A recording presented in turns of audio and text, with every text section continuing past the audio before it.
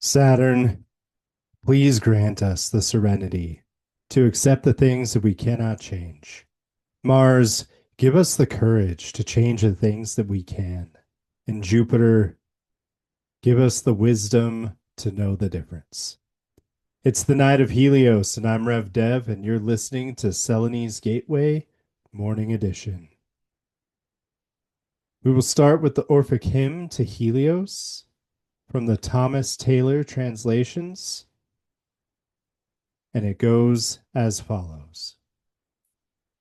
Hear, golden Titan, whose eternal eye with matchless sight illumines all the sky, native, unwearied in diffusing light, and to all eyes the object of delight. Lord of the seasons, beaming light from far, Sonorous dancing in the four-yok'd car. With thy right hand the source of morning light, and with thy left the father of the night. Agile and vigorous, venerable sun, fiery and bright, around the heavens you run. Foe to the wicked, but the good man's guide, o'er all his steps propitious you preside.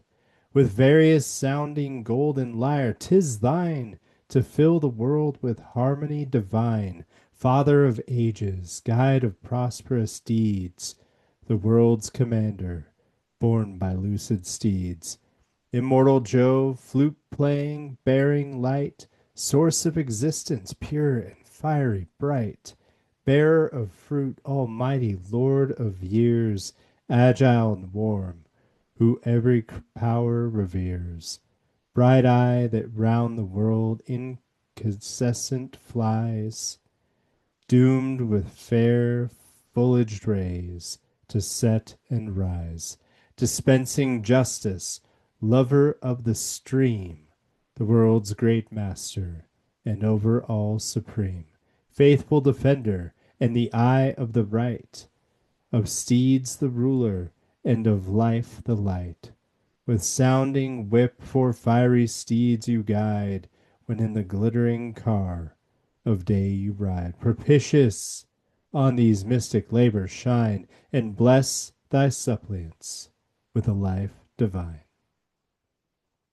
And so it is. And so I'm transitioning to recording the evening before each day. And so, in doing so, I'll be able to release this and provide it for all time zones, at least the ones in the from the east coast of the Americas to the west coast of the Americas. But as always, I'll start with the tides, and the tides for the day are going to be as follows. The high tide will come in at around 2:42 a.m. The second tide is going to bottom out at about 11:11 a.m. And then the third tide is going to peak at around 2:20 p.m. And the fourth tide is going to come in low at 11:20 p.m. As always, the tide times are the same for each of the time zones and don't need to be adjusted for zone because they're relative to where the moon is going to be in your area at those times. The shadow hours for tomorrow are as follows. For the daylight hours, they're going to be from 2:58 p.m. till 4:48 p.m. This will be most affected by people with the nodes in Pisces or Sagittarius, or Jupiter with the nodes in a sign. And the shadow hour for the night hours are from 9:36 p.m. till 10:46 p.m. These are going to affect those with the nodes in Cancer or sharing a sign with the moon, the strongest. As always, these are great hours to work on remediation, meditation, prayers, chanting, or simply to observe the frustrations that may occur.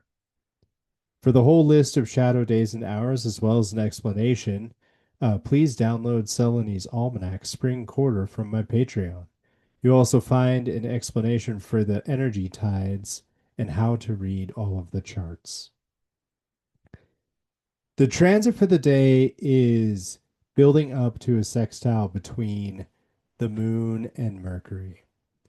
But there's a few things that we can say about this. First of all, the moon has recently transitioned into Pisces, and Pisces, for the time being, is going to be a pretty moderate place for the moon.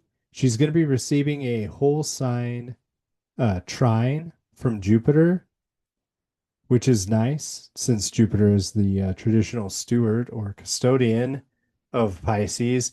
However, the North Node is still there. And so whenever she moves into Pisces, at least for the next couple of months, uh, she's going to be crossing the ecliptic and getting charged or enticed by the North Node.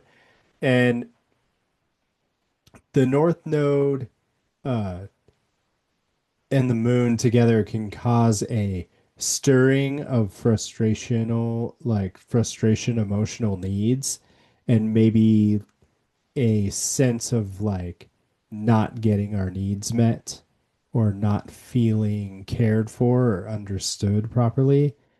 And so that's just something to be aware of, especially if you're a Pisces rising or if you happen to be a night chart and ruled by the moon. Um, that's just it's just going to be generally a brief but noticeable irritation to your experience. Uh, However, like I said, she's receiving a very positive trine of mutual reception from exalted Jupiter in Cancer to Pisces. And what I mean by that is that there is a nurturing kindness and understanding being built between how we feel about things and how we bring those feelings into acceptance and understanding. I like to think of Jupiter and Pisces as a good confidant. So, reaching out to somebody that you think is as a confidant might be a good use of the energy whenever the moon's in Pisces, especially while Jupiter's still in Cancer for the next couple of months. Um, Either way, the moon is going to sextile Mercury eventually from Pisces to Taurus. It's going to happen around 8 p.m. Tomorrow night and 8 p.m. the 11th. And um Mercury's going to need that dousing of cold water. Mercury's in a condition right now called combustion. And whenever Mercury is in combustion, we can feel a flare up in our thoughts, a frustration with the way that we communicate, maybe an intensity to how we receive information. And so it's always important to keep our thoughts clear, to allow things to pause before we react. Um, Also, this can cause migraines. This can cause, uh, yeah, quickness of the tongue, saying things we don't necessarily mean, or even just having trouble processing thoughts. Uh, Maybe moving too fast without taking in all the details. Just Mercury, the mercurial things are being burnt up. So our ability to communicate, transactions, information getting lost. It's not like a Mercury retrograde because Mercury retrogrades are about the reword, like redoing something, retransferring something, all these types of things. Mercury combust is more about um, incinerating the concepts and that they're being born new again. And this is happening in Taurus. And So the way that I see the sextile from the moon to Mercury is that while Mercury is under all of this heat, the moon is applying ointment, cooling waters, healing, uh, or even just a nurturing hug, those types of like cooling and like a nice cold washcloth on the head when you have like a fever or something like that. Those are the types of things that I think about when I think about this sextile while Mercury is in combustion. And it's going to be interesting too because the following day, so this is all happening, and Mercury is actually tightening up its sextile to Jupiter, and will achieve that not too long after this. And so um, these are not like mutually exclusive uh, applications. The Mercury Jupiter sextile in general is really good for communication and smoothing things over. However, with Mercury being combust, uh, we might feel a little bit more tense energy around that sextile than we normally do.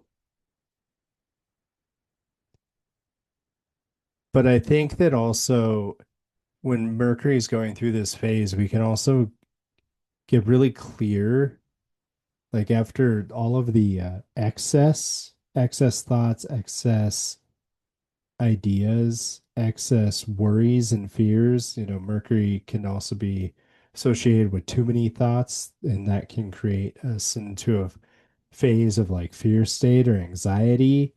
Um, I know my Gemini friends would agree that they're often doing a very large amount of like thought reduction uh, before they even speak. Or you might often find Gemini people accidentally, like, not accidentally, well, finishing your sentences. And some people might find that to be rude. But sometimes if your processor, your mind is like super fast, it's less about finishing your sentence and more about there's less possibilities of how your sentence can end, so they can kind of like hear what you're going to say before you finish saying the sentence because the probability of words has run out. So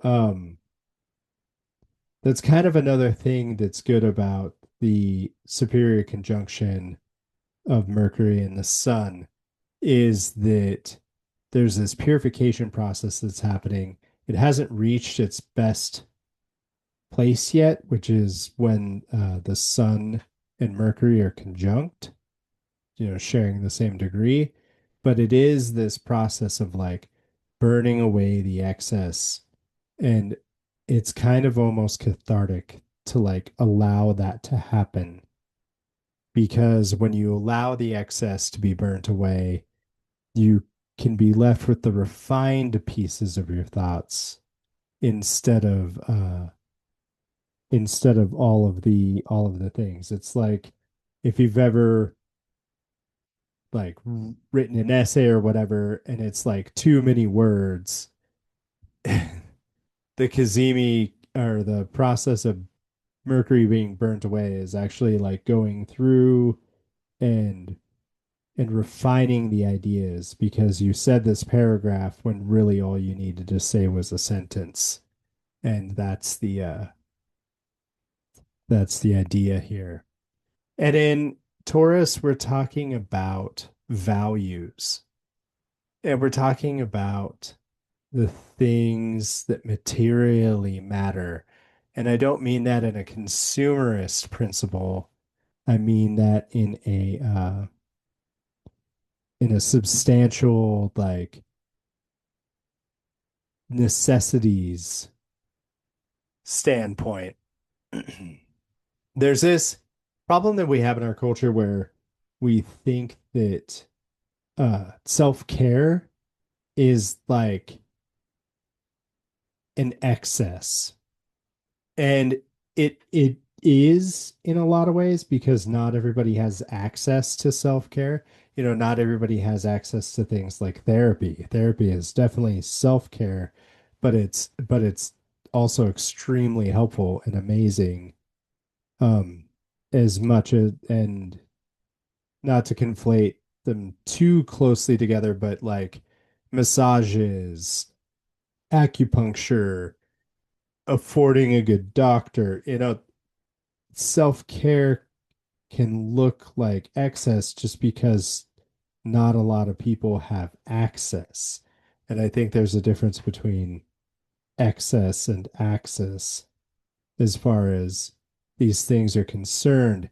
And those are the types of like Taurian values that I think we could be reassessing at this time, uh, with the Mercury conjunction of the sun.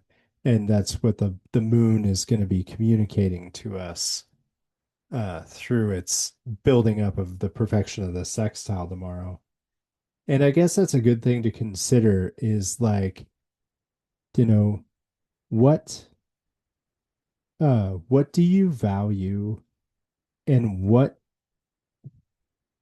should you try to prioritize more to help you feel better about the day, about the week?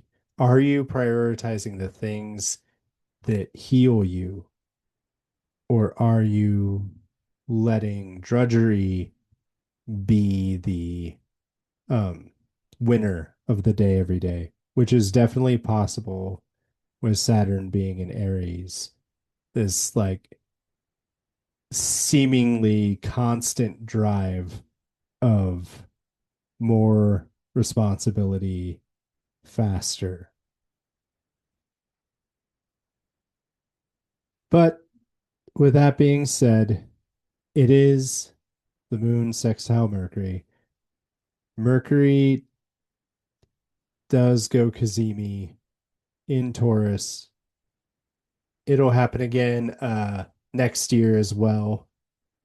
But yeah, it's been nice to it'll be interesting to see how the Kazimis play out in Taurus over the next couple of years.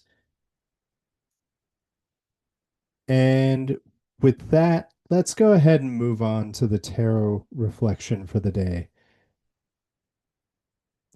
The tarot reflection for the day comes from the King of Wands. And the King of Wands is a fiery, spirited card. And let's go with some of the keywords really quick. Keywords for the King of Wands can be natural born leader, vision, entrepreneur, honor, impulsiveness, haste, ruthless, high expectations. The King of Wands in the Rider-Waite-Smith is just simply a fiery looking red orange card, dude sitting in an awesome throne, holding a staff and a wand. What's interesting about the Rider-Waite-Smith breakdown of like where the King of Wands falls is that it's the third decan of Scorpio, so the Seven of Cups, and then the first two decans of Sagittarius, which is the Eight of Wands and the Nine of Wands. So there's this interesting mixing of the watery with the fire. And what's important to remember about that is that water can't mix with fire, but we have clever and ingenious ways of utilizing fire and water together in the sense of as long as there's like a container involved, there's something transferring the heat and keeping the water away from dousing out the fire as a way of making those two things work together. Whether, making a pot of soup, or maybe you've added some uh, water to some hot rocks in a sauna to make a steam effect. There's just the whole process of the way beakers work and like reducing things down and concentrating.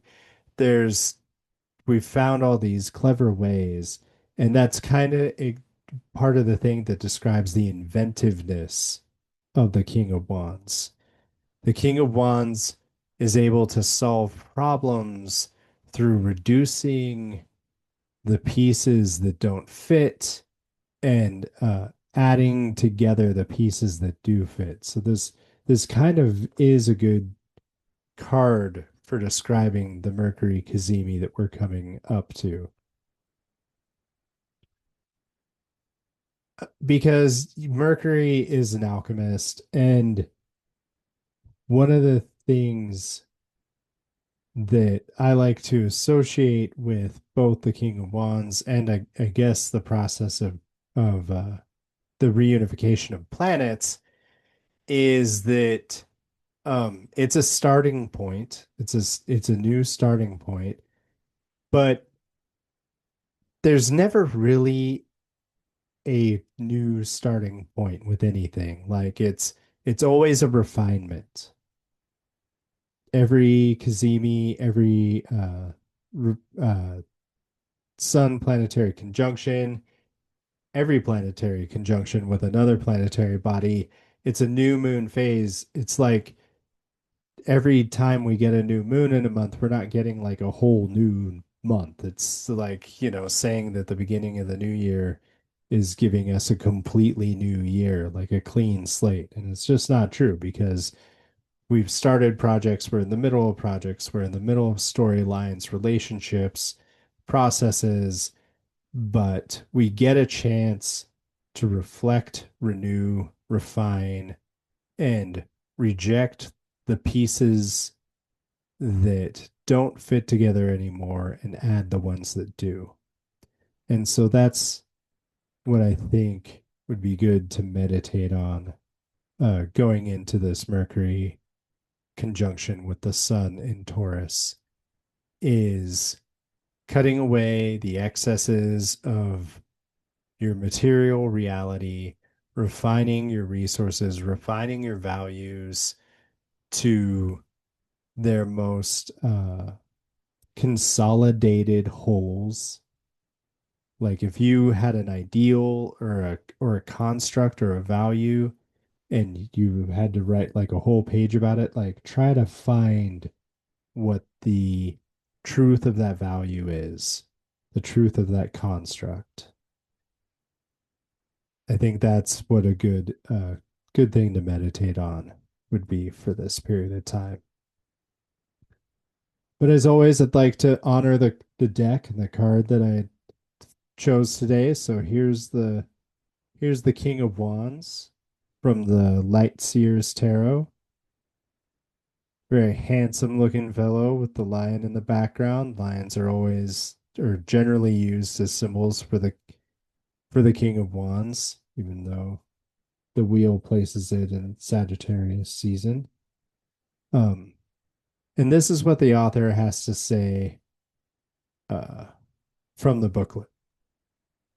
Keywords they chose are entrepreneurial spirit, natural born leader, ideas that can be ultra successful, creative, visionary, timelessness, success, fire. I kind of like the fact that she just straight up uses the word fire for this card.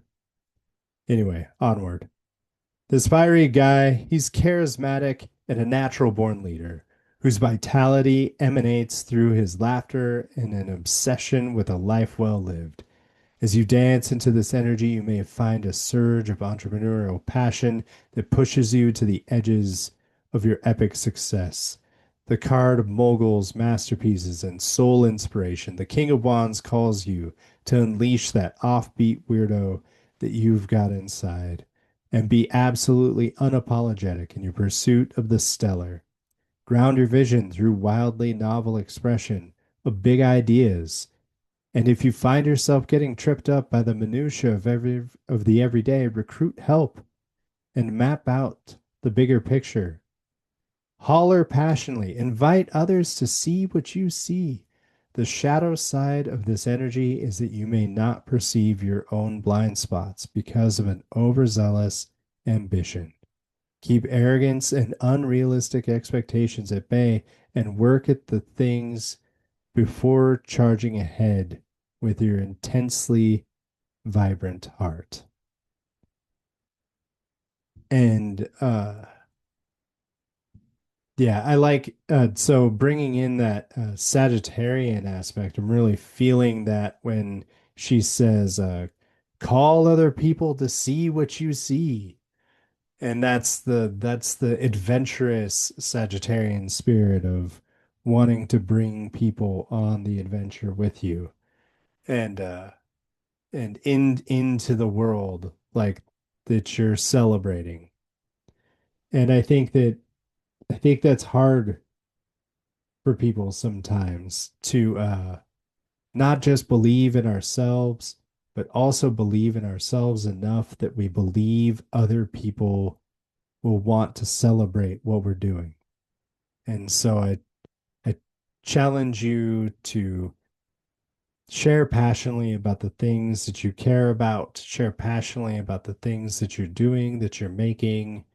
Um, and allow it to fall on deaf ears because sometimes we need to let it fall on deaf ears so that the right ears can hear us. Think of it as casting a wide net. And the mantra, because the light seers tarot always offers us a mantra with every card. Your mantra for the day is passionate and heart fueled. We build this empire of light together. Passionate and heart fueled. We build this empire of light together. Passionate and heart fueled. We build this empire of light together. As always, we'll wrap up just as we had began as a way to close the circle. And so I say, Saturn, please grant us the serenity to accept the things we cannot change. Mars, give us the courage to change the things we can. And Jupiter, give us the wisdom to know the difference. May the fire inside guide you. You've been listening to Selene's Gateway Morning Edition. You can find my almanac at Patreon at Selene's Gateway. You can schedule a tarot or astrology reading from me at selenesgateway.com. And on social media, I'm known as the Esoteric Butcher.